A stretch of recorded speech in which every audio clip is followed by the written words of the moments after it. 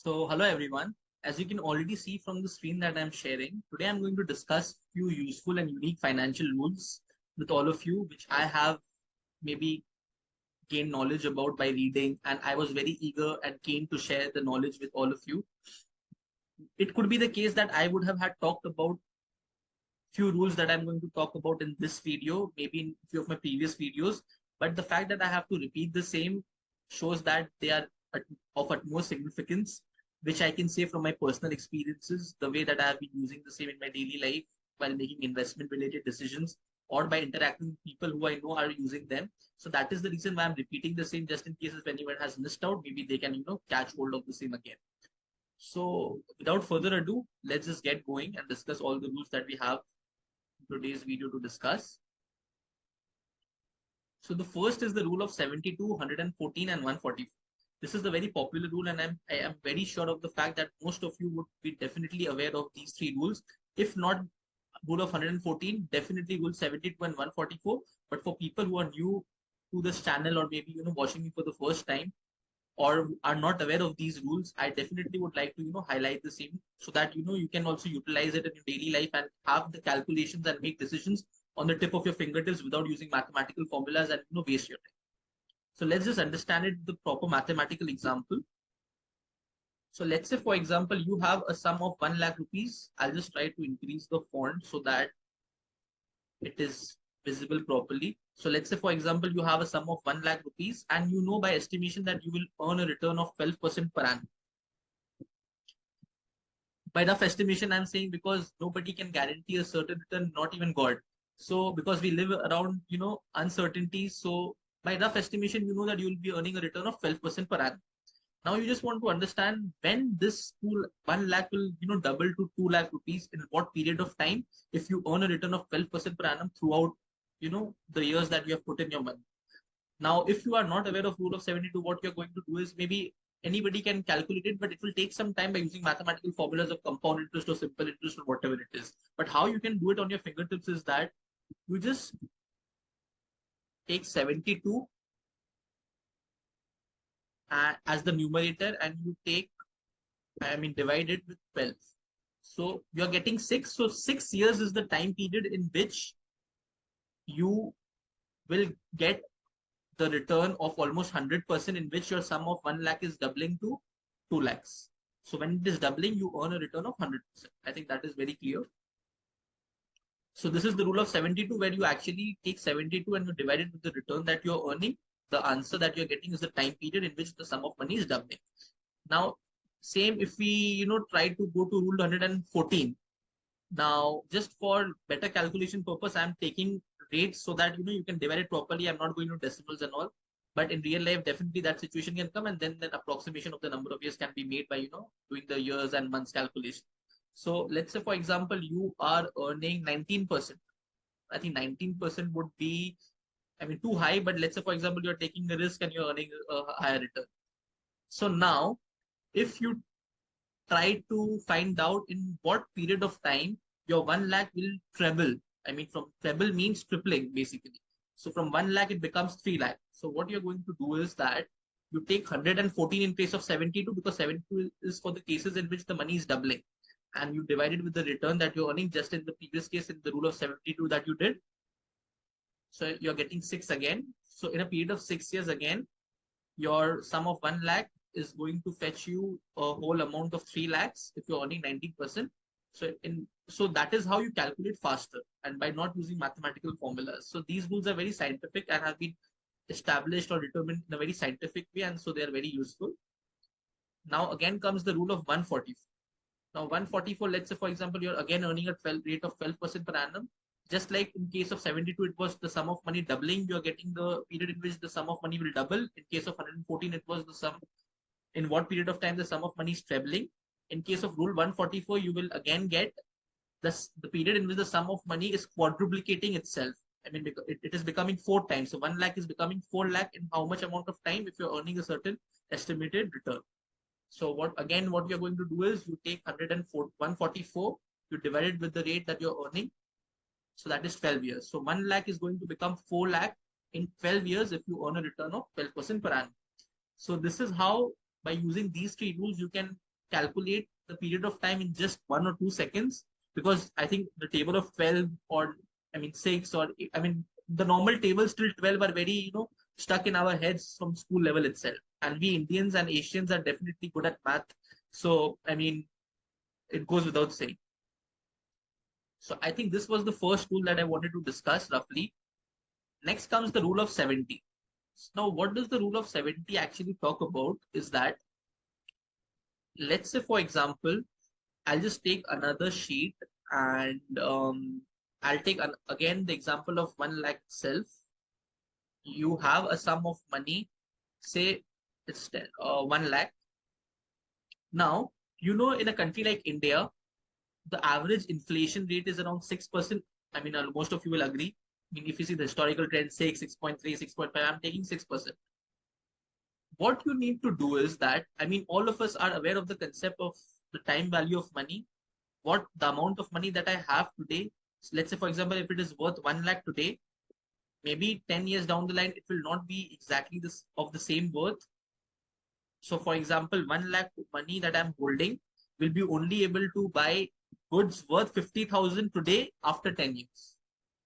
So let's say, for example, if I can buy goods worth 1 lakh today, with the same amount of money, I will be able to buy only value of 50,000 goods. I mean, the goods worth 50,000 value as on today after 10 years. So my money, the value of my money that I'm holding today is not staying the same. So I just want to understand with the rule of 70 that in how many, again, the period of time in which the value of my money is almost half. I mean, the value of my money from 1 lakh is becoming 50,000. So the rule of 70 tells us that you take 70 and you divide it with the annual inflation rate of the country where you are living or whatever it is. So you divide it, let's say, for example, with 6, because I talked about the fact that the average inflation rate in India is around 6%. So this tells me that in around 11.67 years, 11.67 years, the value of 1 lakh that I'm holding to. So let's say, for example, I am in 2022. Let me just approximately consider this as 12 years. So in 2034, if I am being able to buy goods worth 1 lakh today, with the same 1 lakh in 2034, I will only be able to buy goods worth 50,000 in 2034. So I mean, I hope I'm being able to make you understand the time value of money angle, as well as how your money is getting eroded over a period of time. So a lot of times when we, try to save 1 lakh rupees, if I'm saving 1 lakh rupees today, I'm very happy at the fact that I have saved 1 lakh. So it is a completely wrong notion, because few years down the line, the value that, and I'm not investing. Let's say, for example, I have the money of 1 lakh and I'm not investing it anyway. And I'm just happy that I have it in my bank account. And so if I'm able to buy goods worth 1 lakh today, in 2034 also, I will be able to buy the same amount of goods. So that is wrong, because there is an inflation involved, right? So maybe what costs 1 lakh today may not cost 1 lakh in 2034 as well. So that is why I'm talking in present value terms. So I hope the idea of rule of 70 is clear. You take 70 and you divide it with the average inflation rate. The answer that you get is the number of years in which the value of your money gets halved. So this was the second rule that I wanted to discuss. Next is the rule of 20. Again, I'll take a separate sheet for this. Now, let's say, for example, the concept of real estate, buying a house, or renting out houses. So when I'm buying a house and renting it out, that is mainly that I'm trying to hold it for an investment purpose per se. So, or maybe may not completely, I can say that it is for an investment purpose, because some people hold it from an investment point of view, also for the capital appreciation part, and not just by renting it out. So let's say, for example, I have bought, or let me just keep that fact aside. Let's say, for example, I am living on a property, living in a property at rent. I'm paying a rent of 35,000 rupees per month. Now, I want to buy this property. Let's say, for example, I have won a lottery, and I'm really fond of this house, and I want to buy this house, but I don't know the exact valuation. I don't want to go to a valuer and spend on valuation fees and all. But again, I'm just giving a disclaimer. These rules are, not always foolproof. These are scientific and, very well calculated and all. Mostly they are accurate, but there is always scope of error and all. And also the economic conditions have to also be kept in mind. These are just for a discussion purpose and a rough estimation of, how you can, at your fingertips and at a very grassroots level, how things work and can make decisions quickly. So these rules are just for that and not making you someone who can, understand things or try to conclude on things without delving into them. So that is a disclaimer that I'm giving, which I forgot to give at the introduction of the video. Again, coming back to what I was discussing. So 35,000 is the rent that you are paying for a property and you want to buy this property. So how much rent are you paying in a year? You are paying 4,20,000 INR rent. I'm talking about a property in India and you are an Indian. So that is why I mentioned INR. So you're paying 4,20,000 rupees for that property while in a year while you have taken it on rent. Now, the rule of 20 says that the annual rent that you're paying for a property, the value of the property will be that amount into 20. That is why the rule of 20. So if we want to value this property and we want to negotiate with the seller of the property as to what price we have to buy, so this is the value of the property that the rule of 20 determines that it should be around 84 lakhs. But you can definitely try to, with your applying your negotiation skills, try to get it for 80 lakhs or 75 lakhs, and then you can be happy with the fact that you got a good bargain. And so, mostly it is a very scientific rule, just like the other rules, and it works most of the time. But also there are other, specific things like a location, a premium location, or maybe the property has luxurious amenities and all. So that all aspects are not being covered by this rule because there will always be limitations on any rule that are made or whatever reasons there are. Scientific rules will always have their own limitations as well because nothing can be so conclusive, right? So I hope the rule of 20 is clear. Okay. Next, coming to a very interesting rule that I was just, reading in a book, and I was very happy by reading the same, and you will understand why I'm saying that I was happy in reading this. So I was reading a book. I'll just try to go to another sheet. Yes. Okay. So I was reading this book called Next Door Millionaire. In that book, I read about this concept, the net worth rule.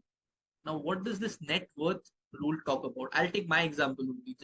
So my age, maybe I can reveal my age. So so it's 24 years, and my annual income. A lot of people do not like sharing their annual income, and so do I. Just like because I am a human being as well. So let's say, for example, assume my annual income is 10 lakhs. I'm talking about this concept that I read in this book called Next Door Millionaire, and it is called the net worth rule. So my age is 24 and my annual income is 10 lakhs. Now, what does this rule say? When can you say that you are rich? We all have this question, right? That how do I decide whether I'm rich or not? So this rule actually gives you the idea if you are rich or not. So what you need to do is you just multiply your age with the annual income. So this is around 2.4 crores, or you can say it is 240 lakhs. Now you divide this amount by 10. So you are getting 24 lakhs. So for a person who is of the age 24 and has an annual income of 10 lakh rupees, if the net worth means the total assets minus total liabilities. What I have as assets and what I have to pay to others as liabilities. If you deduct the amount, the figure that you get is the net worth. And a very simplistic basic I'm talking. There are a lot of other intricacies as well while you calculate net worth, but on a very simple, I'm trying to keep this video as simple as possible for a layman. So 24 lakhs, if somebody's net worth is, and that person is of the age 24 earning an annual income of 10 lakh rupees, then that person is said to be rich. And I actually was so inclined by reading this that I tried to research about it before actually I decided to make this video. And I saw that there was a discussion forum where this whole rule was discussed, and you'll be shocked to know that they were mostly Indians. 95 to 99% were Indians. And there, by reading that discussion, I understood that since here we are dividing it by 10, the product of my age and my annual income, in India, it was decided that this figure of, dividing it by 10 is not feasible, not appropriate. So, there is no basis, no national was given. So in India, what people have tried to follow is that they divide this figure by 20 instead of 10. So because in India, the tendency is that people want to, be called rich. So that is why they took a, bigger denominator so that the answer comes lower and they, with even less net worth, can try to say that they are rich. So a person who is 20, in India, a person who is of age 24 and annual income 10 lakhs will be called rich if his net worth is 12 lakh rupees. So this is the concept of the net worth rule. Okay. I think for the next rule, the 100 minus age rule, I do not feel that there is need of a practical or Excel calculation, because it is very easy to explain. And I think a lot of at school level also, this rule is taught. I think the most important thing in our education system is that there should be a concept of financial literacy. Students should be taught that, because I think that is the need of the hour. And I hope that I definitely know that all of you would agree with me in this regard, because financial literacy takes people at a very, higher level. And it just brings the best out of you. That is what I have felt throughout my life experiences. Okay, so not diverting and coming back. So 100 minus age rule, what does this rule say? So there are people you will come across, majority of the people, not just in India, but all over the world, they will say that I know just two asset classes in which I can invest, either risky assets or non-risky assets. And risky assets, they will refer to it as stocks, and non-risky assets, they will refer to as bond, be it government bond, or just let's say, for example, consider it as bond, or be it treasury securities. The bonds that are issued by the government, which are considered to be very safe and all. Those kind of securities. And a lot of people who are more aged, they are risk averse.